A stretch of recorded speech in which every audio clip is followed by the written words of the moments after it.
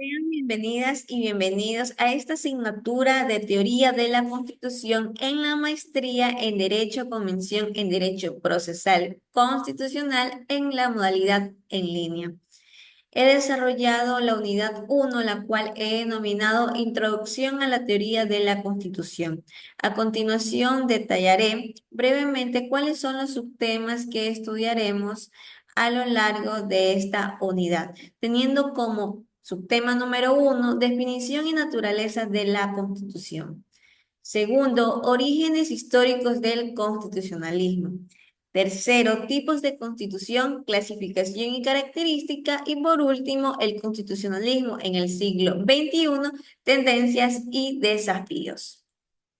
El objetivo es comprender y explicar el fenómeno constitucional en su totalidad. Esto implica analizar la Constitución desde diversas perspectivas, incluyendo su origen, naturaleza, contenido, función y evolución. La teoría de la Constitución es el estudio sistemático de la Constitución como un fenómeno complejo y multifacético. Examina la Constitución desde las perspectivas ya mencionadas, político y social también, buscando comprender su naturaleza, función y significado en el contexto del Estado constitucional. Definición y naturaleza de la Constitución. Para el doctor Miguel Carbonell, es el conjunto de normas jurídicas de la mayor relevancia dentro de los ordenamientos jurídicos contemporáneos, que cumplen al menos 5 funciones. Estas son reconocer los derechos fundamentales como la vida, la libertad. Segundo, establece la división de poderes. Tercero, fuentes del derecho. Cuarto, supremacía de la Constitución. Y quinto, determinar los valores fundamentales. Este último se encuentra íntimamente ligado con los derechos humanos. Consecutivo tenemos los orígenes históricos del constitucionalismo. Para esto he presentado brevemente una línea de tiempo donde vamos a empezar por esta ocasión en el nacimiento del constitucionalismo en Gran Bretaña, de 1688 hasta 1776. Aspectos importantes transcurrieron durante este tiempo y aquí tuvimos los principios fundamentales como el rule of law, un Estado de derecho y la soberanía del Parlamento. También se consolida un sistema parlamentario y se sientan las bases del liberalismo político. Luego aparece el constitucionalismo revolucionario.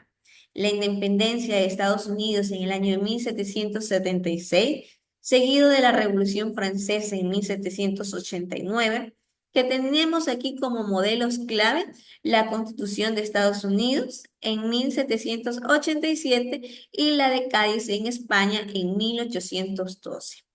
Para esto, luego surge el constitucionalismo del siglo XIX, donde abordamos temas como la consolidación del Estado constitucional en Europa y América. Aquí Europa adopta el modelo británico de monarquía constitucional y el sistema parlamentario que actualmente vive el Estado o la Unión Europea. América, sin embargo, consolida el modelo republicano y federal, con la Constitución de Estados Unidos como referencia o modelo. Y el constitucionalismo de entre guerras, perdón, de 1917 a 1939.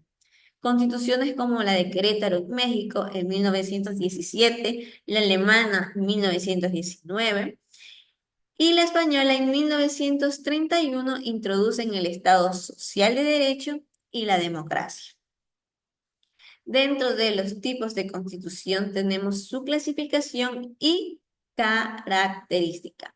Para esto hemos armado 8, que se presentan según su forma, origen, rigidez, contenido, duración, estructura, ámbito territorial y la ideología, que es muy importante. Dentro de las de forma tenemos las escritas y no escritas. Dentro de las primeras antes mencionadas, es un documento codificado en un texto único y formal. Por ejemplo, la Constitución de Estados Unidos.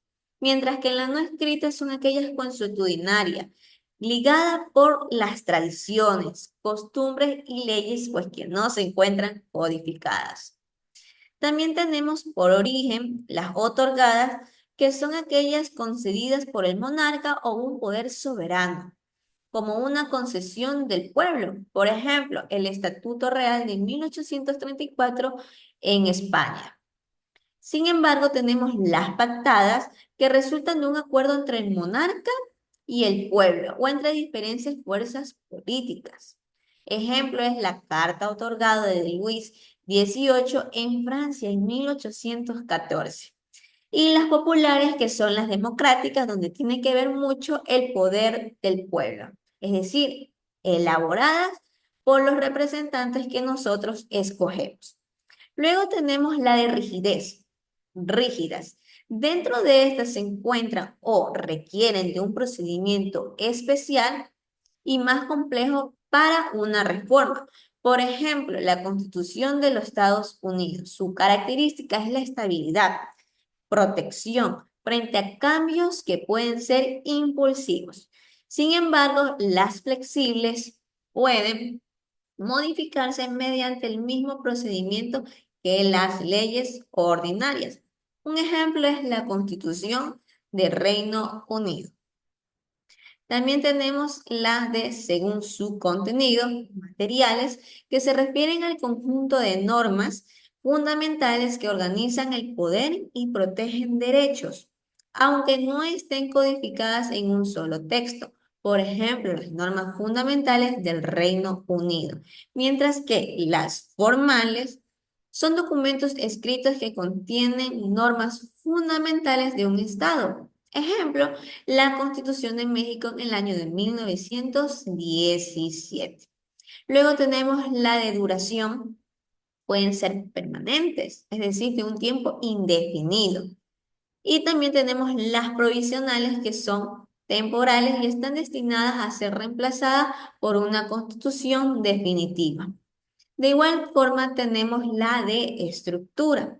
Aquí están codificadas y no codificadas. Las codificadas están contenidas en un único documento, ejemplo, la Constitución de Alemania. Y las no codificadas están dispersas en múltiples documentos y esto es algo también de tradiciones. Su característica aquí en esta última es que es flexible, pero de menor claridad. En el ámbito territorial tenemos las federales, que organizan un estado compuesto por entidades federadas con autonomía política. Ejemplo, la Constitución de los Estados Unidos o de México, que es un estado federal. Y las unitarias centralizan el poder en un solo gobierno nacional. Aquí tenemos la Constitución de Francia. Y la última, que es la ideológica, tenemos liberal y social.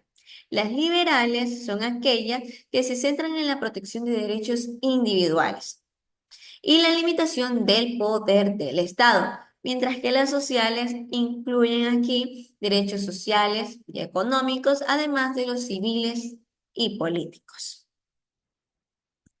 Y por último, tenemos el constitucionalismo en el siglo XXI, sus desafíos y tendencias.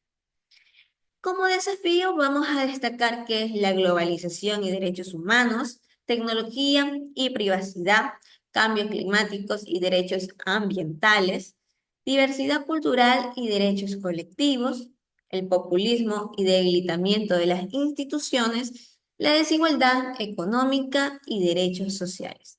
Sin embargo, dentro de las tendencias tenemos un constitucionalismo multinivel, la expansión de los derechos fundamentales con una justicia constitucional y el activismo judicial, participación ciudadana y democracia directa, constitucionalismo inclusive y de género, adaptación a la era digital que hoy por hoy lo estamos viviendo y un enfoque en la sostenibilidad.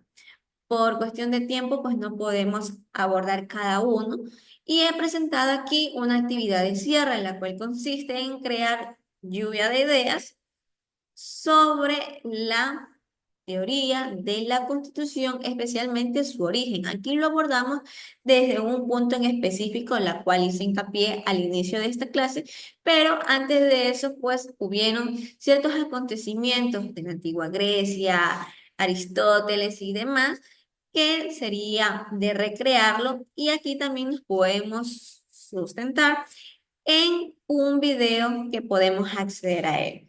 Soy Michelle Sarama González, abogada de los tribunales y juzgados de la República del Ecuador. Muchas gracias.